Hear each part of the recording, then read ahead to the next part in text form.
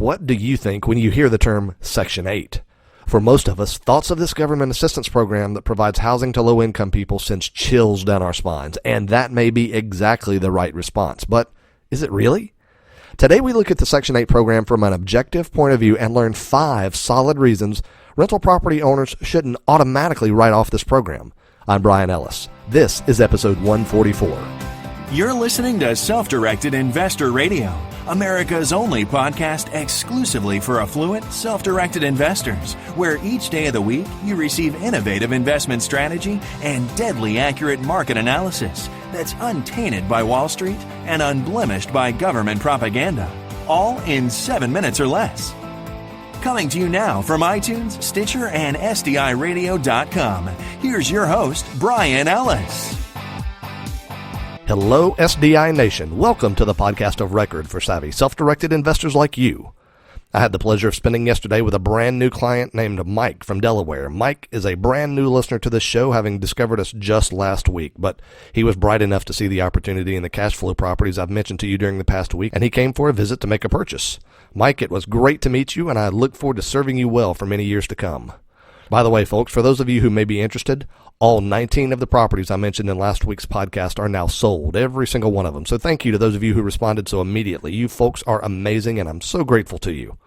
The rest of you, don't despair. I'll soon, very, very soon, have more great cash flow deals to share with you, but the lesson here is this: don't delay.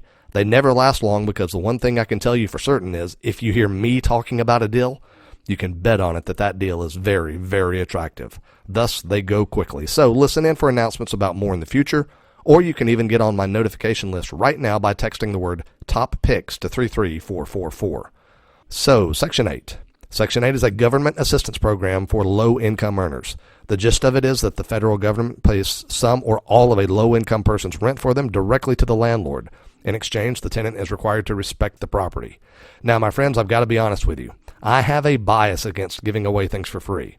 People who expect things for free are generally people who expect everything for free, and the very essence of the entitlement mentality that I despise. I mean, I can't begin to express how thoroughly I despise people who believe they are entitled to things they've not earned. And I still feel that way, no question about it. That's why this Section 8 thing has historically been a huge conflict for me. On the one hand, as a landlord, you get something very, very valuable. You essentially get a guarantee from the federal government that you'll receive your rent every month, on time, every time. And typically, the rents offered through Section 8 are very competitive, if not slightly above market rates.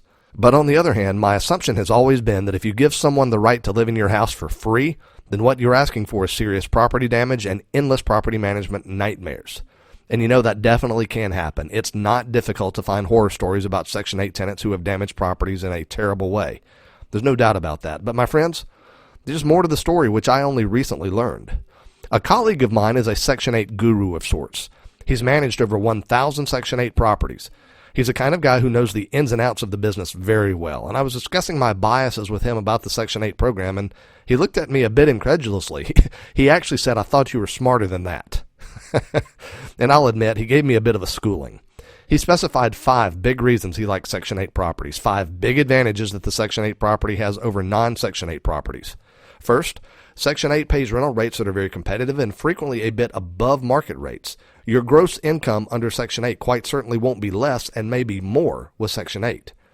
Second, the rent is absolutely guaranteed to arrive on time, every month.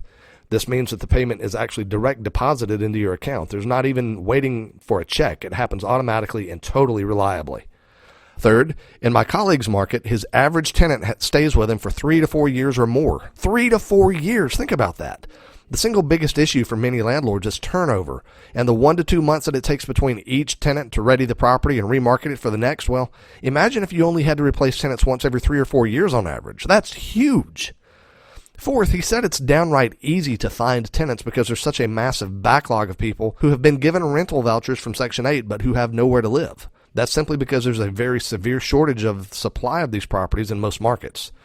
And the fifth reason he likes Section 8 is leverage over tenants. Now, this one shocked me. He explained it to me like this. He said, "Bryan, if you have a conventional tenant who doesn't pay your rent or who damages your property, what recourse do you have?" And of course, I know the answer is that you can sue the tenant and probably get a judgment against them. And that's when he smiled and said, "Do you know what it's actually worth to have a judgment?"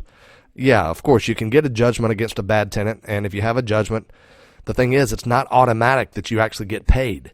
It's not automatic, and frankly, it's not worth the time it takes to get that money in many cases after you factor in the need to hire someone to do the collection for you.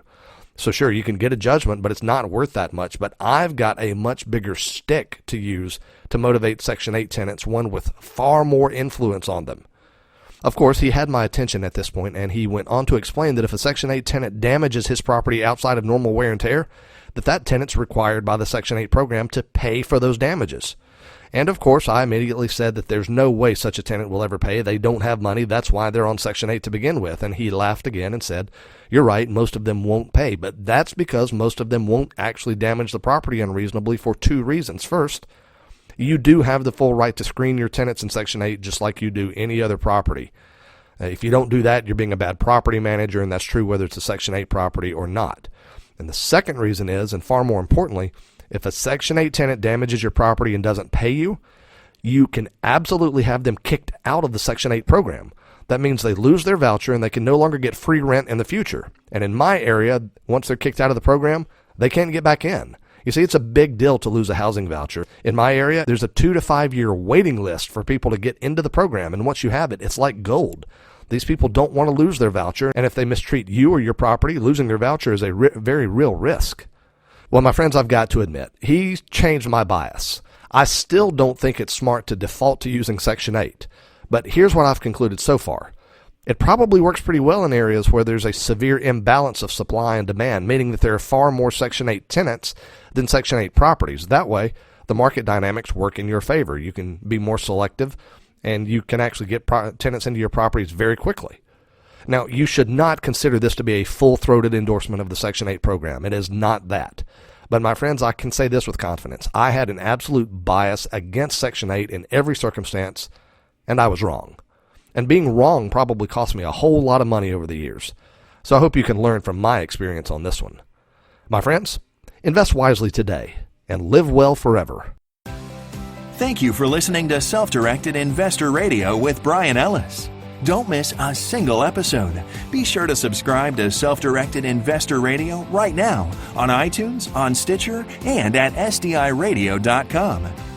Your feedback is always welcomed via email at feedback@SDIRadio.com. This show is for entertainment purposes only and is not intended as legal or professional advice for your situation. Content is the property of the Self-Directed Investor Society.